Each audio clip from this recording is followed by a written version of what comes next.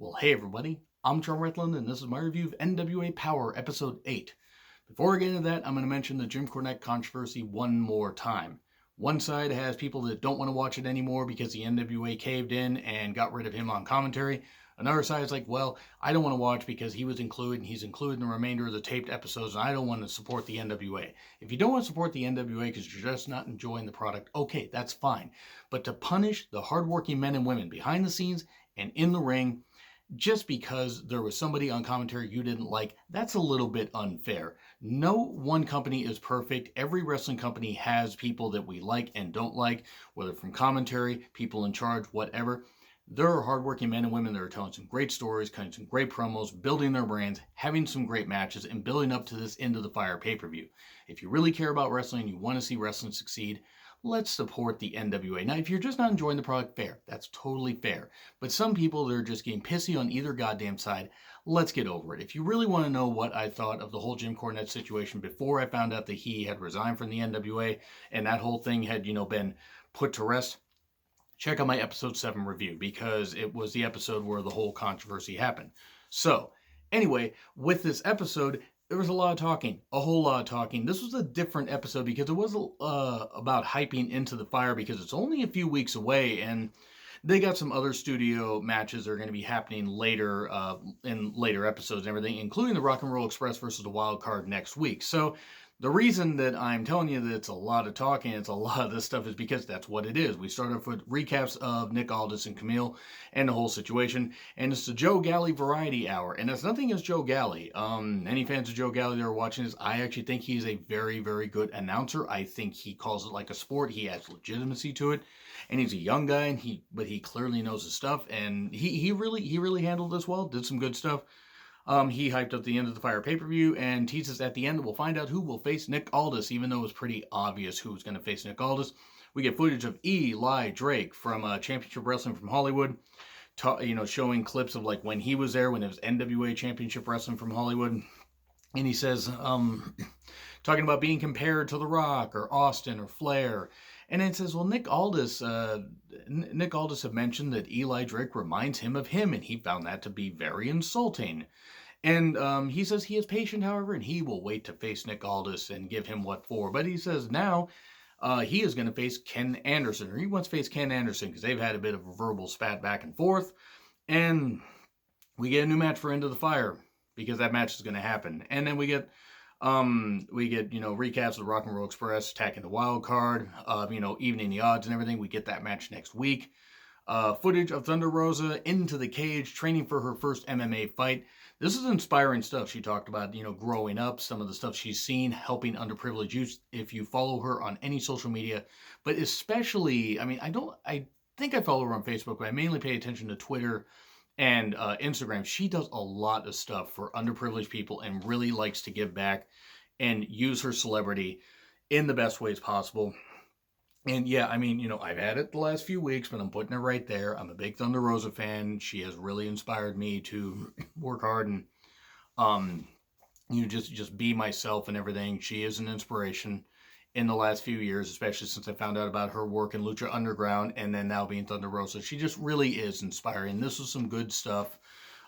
Just the scary thing is just the stuff that she had seen. It was really, really scary to see that.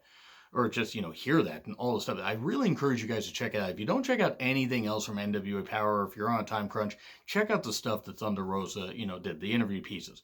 Really good stuff.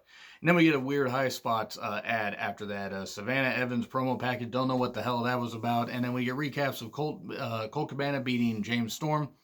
And then we get an empty arena match that is happening, and Joe Galli calls it. And it's the Question Mark versus Zane Dawson, Mask versus Shakespeare. If the Question Mark loses, he loses his mask, and if the Dawson loses, they have to recite Shakespeare. Well, after a little bit of this, the karate chop, the Mongolian chop, I think a Mongolian chop, I don't know what it's called.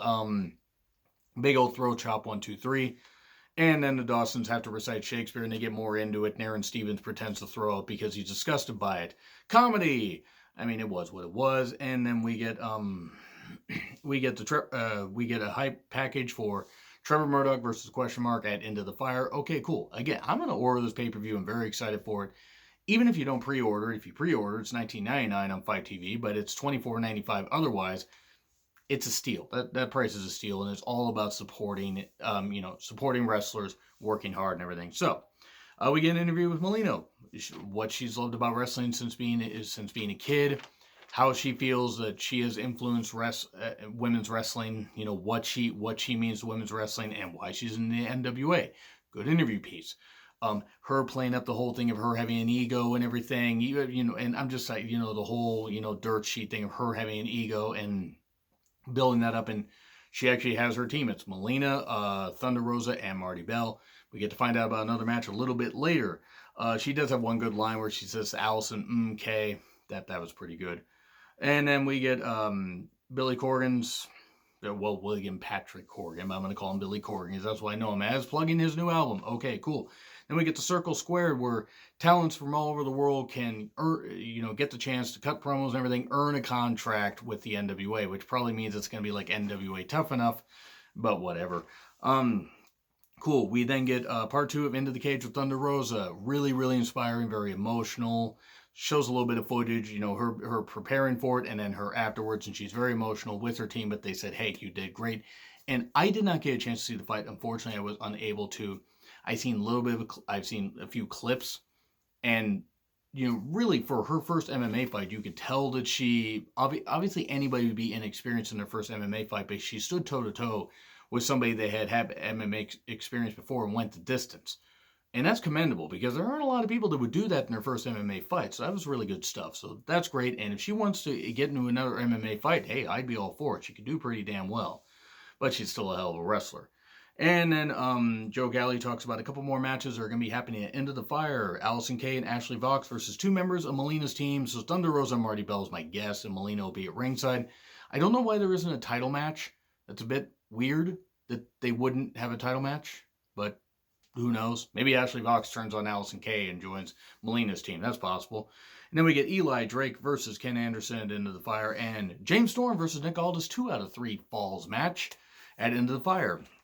So that being said, this was mostly just a hype package thing, and outside of the Thunder Rosa stuff, this was, I don't want to say it was missable, but really the thing that hooked me on this was the Thunder Rosa stuff. So I'm going to say C+, because that was actually the best part of it. Everything else, it was just a way to hype up Into the Fire, and I'm very excited for it. This was not a bad show by any stretch of the imagination, but the Thunder Rosa stuff is what elevated above an average grade for me. So C+. If I forget to put a poll up there, please let me know what you guys think in the comments.